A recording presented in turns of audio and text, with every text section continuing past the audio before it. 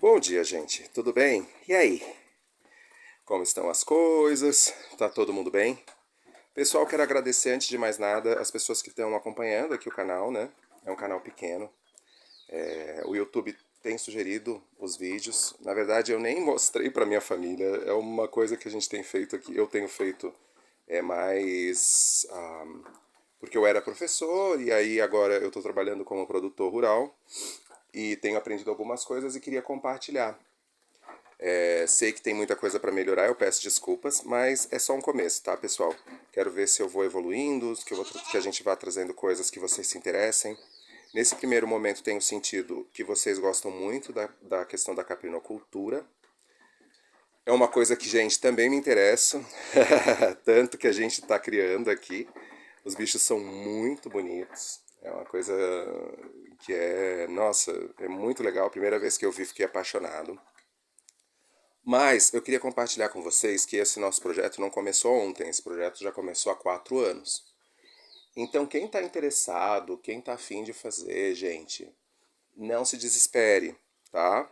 Comece devagar, tá? Comece fazendo seus planos, comece economizando seu dinheiro.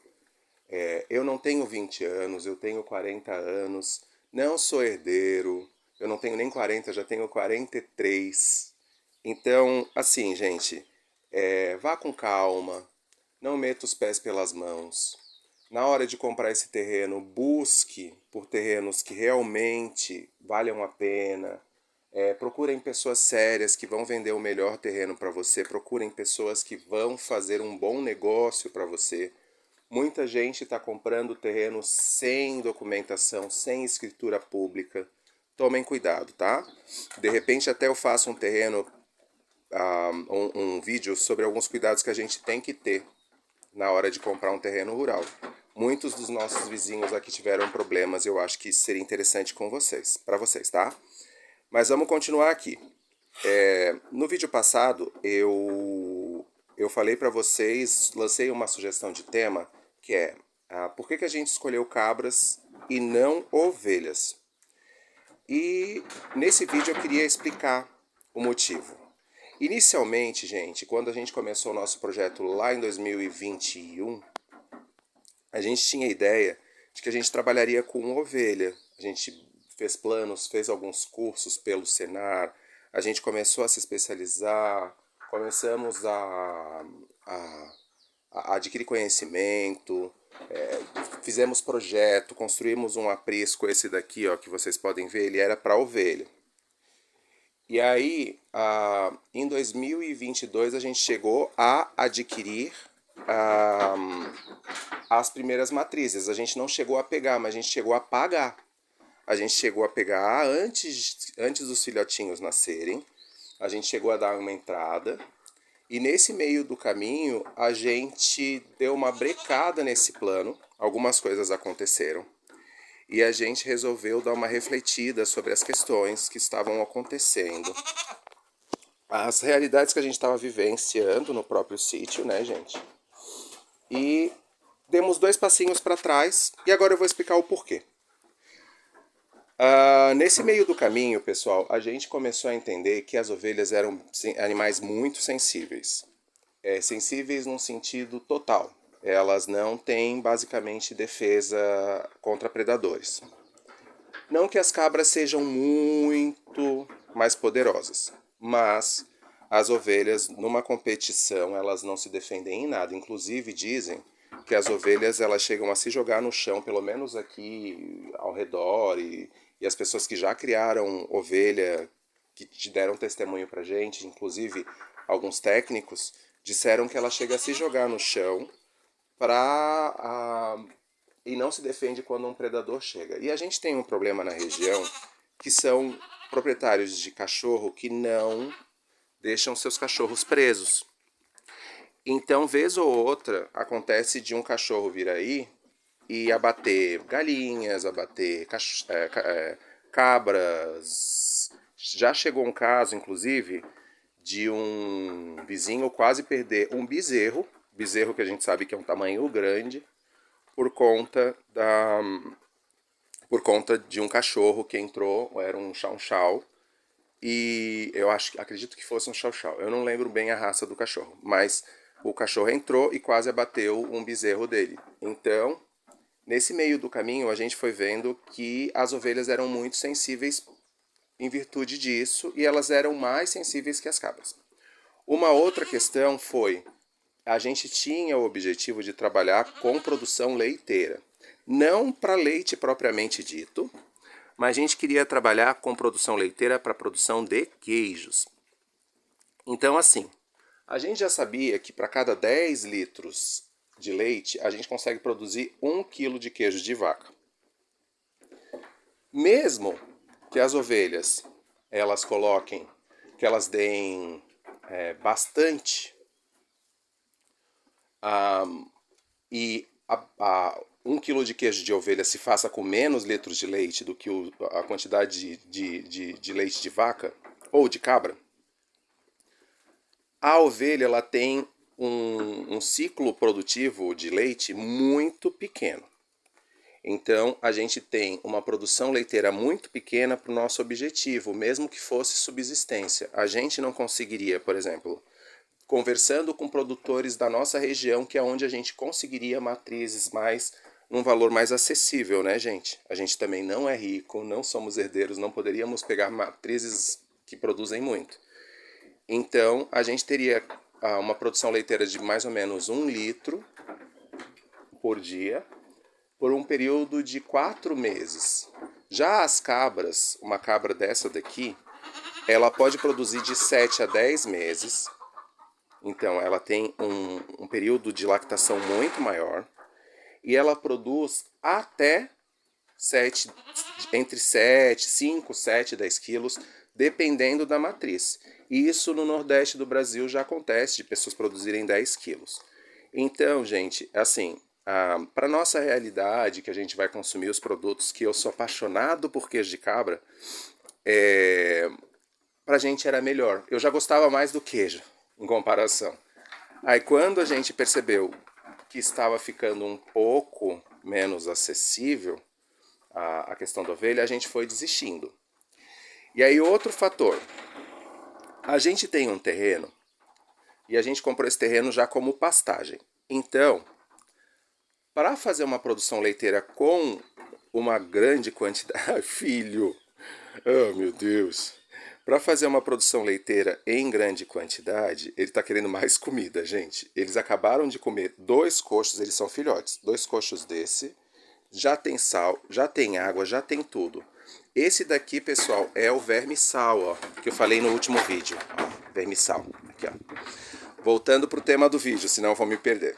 Então, pensando na produção leiteira, a gente tem que fazer algumas adaptações em termos de pastagem, porque o volumoso é muito caro, né?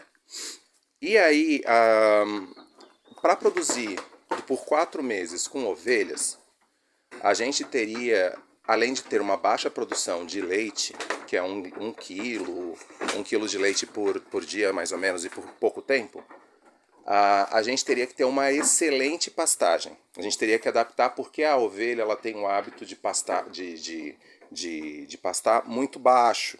Ela não entra em pastagem muito alta. Já a cabra, ela é um animal mais rústico. Ela aceita alimentações diversas, tanto que a gente conseguiu fazer com que elas comessem, quer dizer, fazer com que elas comessem é uma piada, né? Elas comem tranquilamente, gente. Feijão guandu.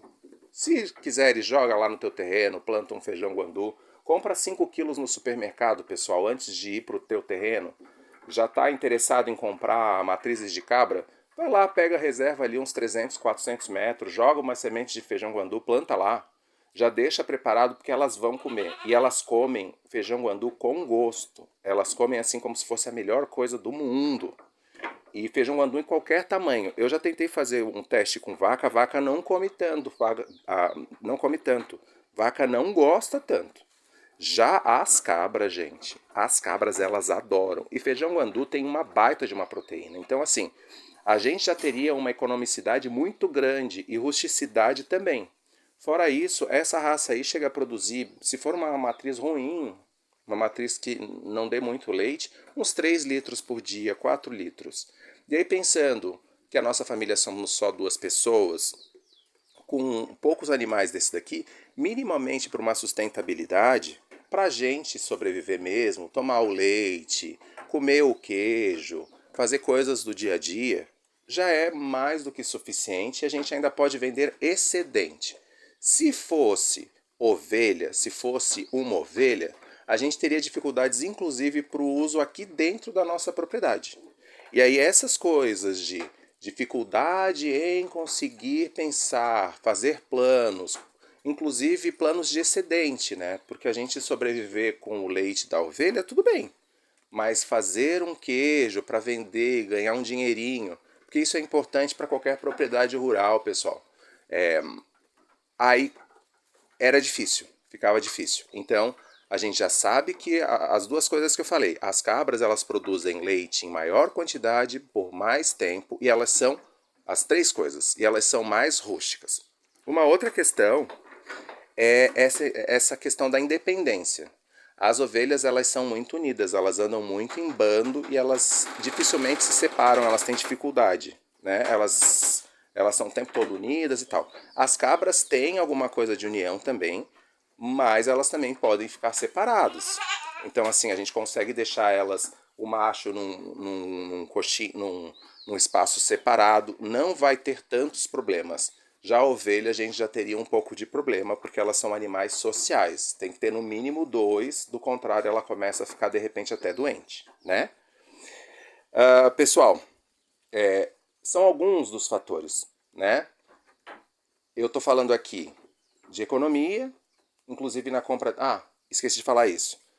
A ovelha é um animal mais caro para a gente do que as cabras, inclusive. Porque as cabras aqui em Santa Catarina, elas não têm tanto valor agregado quanto as ovelhas. A carne do cabrito aqui também não tem tanto valor agregado quanto a carne da ovelha. Só que a gente não pretende trabalhar com a carne. A gente pretende trabalhar com o leite. E o leite, minimamente no supermercado hoje, aqui em Santa Catarina, ele é R$ 20, de 18 a R$ 20 só 1 litro. Então imagina, se a gente pega proporcionalmente 1 litro de leite de vaca, que é de R$ 3,90 a R$ 5, e 1 litro de leite de ovelha, que hoje no supermercado aqui está R$ 20, proporcionalmente o valor está bem bacana, tá? Eu desejo muitas coisas boas para vocês. Eu espero que o vídeo tenha ajudado. Aqui a gente fez opção por... mais um detalhe, já ia esquecendo.